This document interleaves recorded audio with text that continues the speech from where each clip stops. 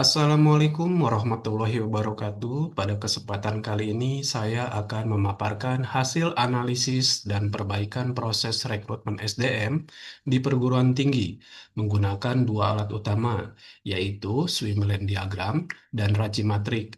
Jadi, tujuan utama dari analisis ini adalah untuk meningkatkan efisiensi dan kejelasan peran antar unit kerja, mulai dari pengajuan formasi SDM hingga penetapan hasil akhir rekrutmen. Baik, selanjutnya kita bahas prosesnya. Yang pertama, deskripsi singkat. Jadi, analisis ini bertujuan untuk memenuhi kebutuhan formasi SDM yang diajukan oleh unit kerja secara tepat waktu, tepat kompetensi, dan sesuai regulasi internal. Ruang lingkupnya adalah dimulai dari permintaan dan analisis kebutuhan SDM oleh dekan dan prodi atau unit, validasi HR, wawancara teknis oleh dekan dan user, hingga persetujuan akhir oleh rektorat. Unit terkaitnya adalah unit kerja atau prodi, dekan, biro SDM, dan rektor. Baik, berikutnya adalah Swimlane HR perguruan tinggi. Terlihat di sini prosesnya. Yang pertama adalah unit kerja atau dekan mengajukan usulan formasi ke SDM, kemudian dilakukan verifikasi dan analisis kebutuhan oleh SDM. Setelah itu mengajukan persetujuan oleh pimpinan, dalam hal ini rektor. Kalau disetujui, lanjut ke posisi sebelah sini. Kalau ditolak, balik lagi ke proses verifikasi analisis kebutuhan. Jadi setelah dilakukan persetujuan oleh pimpinan, maka SDM melakukan rekrutmen. Setelah dilakukan rekrutmen, dilakukan tes dan wawancara calon oleh user dan SDM. Ini dilakukan secara terpisah. Kemudian setelah dilakukan wawancara dan calon, kemudian diusulkanlah rekomendasi hasil seleksi dan persetujuan akhir ke pimpinan. Kemudian setelah pimpinan menyetujui, hasil wawancara dan tes diinformasikan ke kandidat. Proses ini memakan waktu sekitar 23 hari sampai 30 hari kurang lebih. Ya, baik, berikutnya aktivitas. Aktivitas inti diantaranya adalah pengajuan formasi SDM, verifikasi kebutuhan, pelaksanaan rekrutmen, tes dan wawancara, persetujuan akhir dan pengumuman. Aktivitas pendukung, komunikasi antar unit, dokumentasi dan approval, administrasi rekrutmen, potensi bottleneck. Eh, Di antaranya adalah proses persetujuan melalui banyak aktor sehingga memakan waktu, wawancara terpisah antara tes teknis dan user, jadi belum digabung. Komunikasi hasil akhir ke prodi atau dekan belum terstruktur. Banyak aktivitas manual masih menggunakan WA atau email, belum digital. Berikutnya adalah Racimatrix. Terlihat Racimatrix di layar. eh, Proses pengajuan usulan formasi oleh SDM ke SDM, diantaranya adalah unit kerja bertanggung jawab dan melaksanakan tugas secara langsung, biro SDM yang dikonsultasikan, rektor diinformasikan, prodi atau unit dikonsultasikan, verifikasi dan analisis kebutuhan formasi, unit kerja diinformasikan, biro SDM yang melaksanakan secara langsung, rektor diinformasikan, prodi atau unit dikonsultasikan, persetujuan oleh pimpinan. Unit kerja atau dekan diinformasikan, biro SDM dikonsultasikan, rektor yang melaksanakan tugas atau yang bertanggung jawab akhir, prodi atau unit diinformasikan. Pelaksanaan rekrutmen dan pengumuman seleksi awal. Unit kerja atau dekan dikonsultasikan, biro SDM yang bertanggung jawab langsung, rektor diinformasikan, prodi atau unit dikonsultasikan, kandidat diinformasikan, tes dan wawancara calon. Unit kerja atau dekan diinformasikan, biro SDM yang melaksanakan tugas secara langsung, rektor dikonsultasikan, prodi atau unit dikonsultasikan, kandidat melaksanakan tugas secara langsung. Rekomendasi hasil seleksi dan persetujuan akhir. Unit kerja atau dekan dikonsultasikan, biro SDM dikonsultasikan, rektor yang bertanggung jawab atas hasil akhir dan melaksanakan tugas langsung, prodi atau unit dikonsultasikan, kandidat diinformasikan. Pemberitahuan hasil ke kandidat.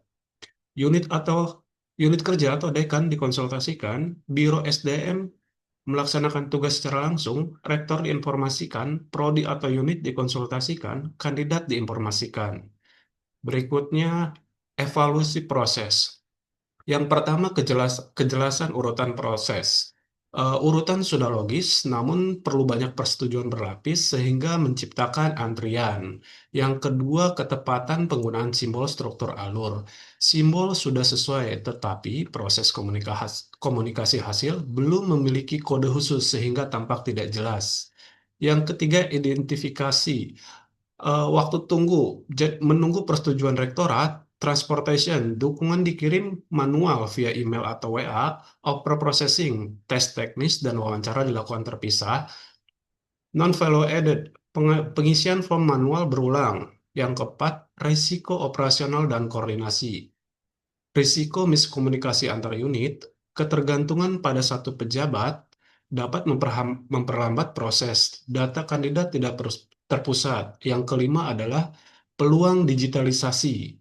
Digital form pengajuan kebutuhan SDM, tracking status kandidat secara otomatis, e-sign approval.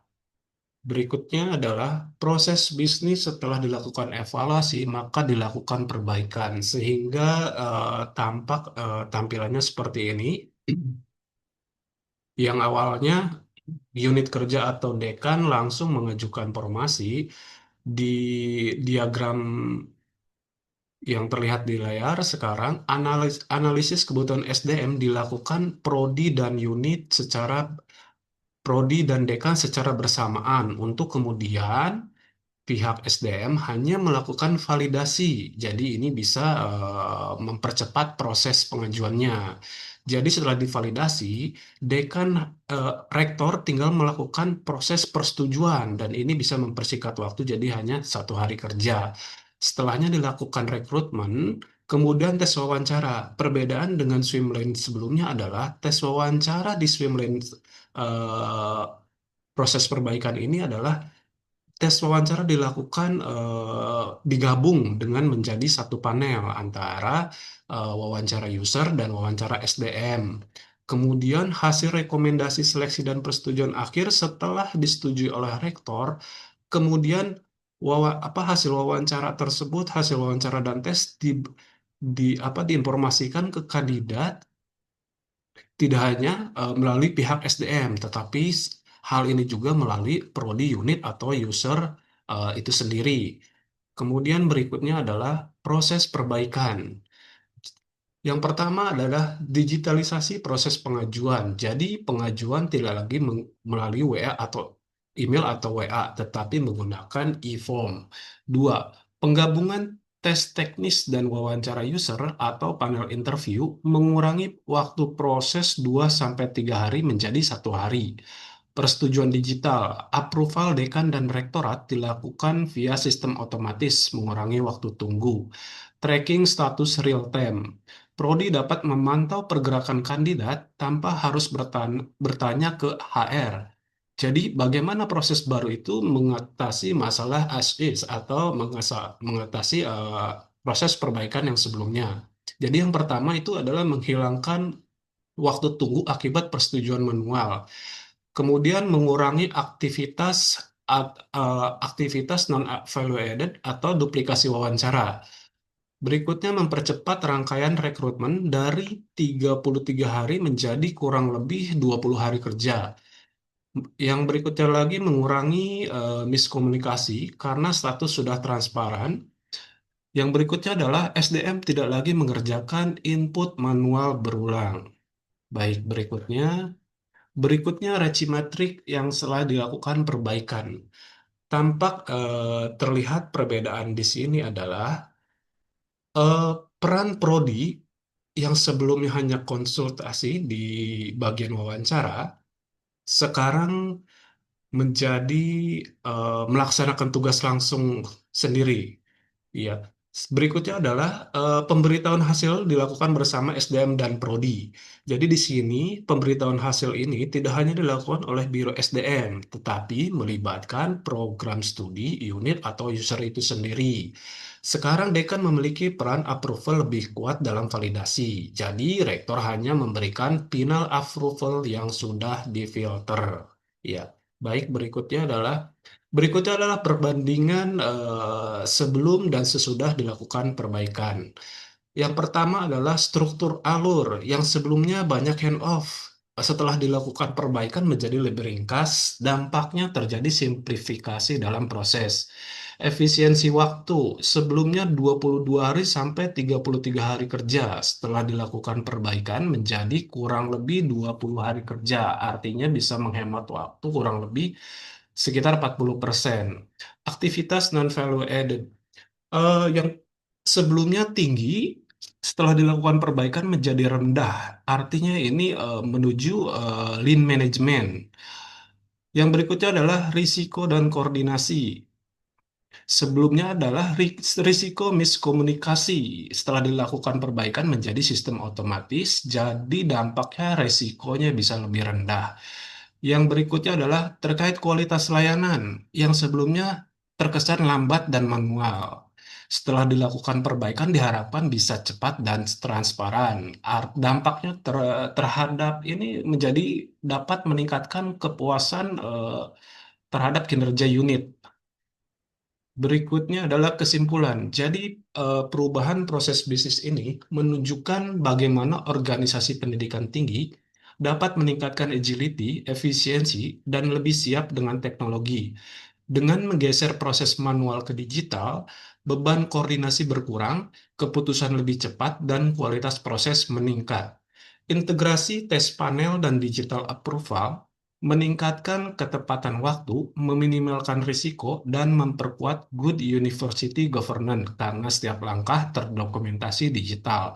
Transformasi ini menunjukkan kesiapan organisasi menghadapi tuntutan manajemen modern yang menekankan kecepatan, efisiensi, integritas lintas fungsi, dan penggunaan teknologi.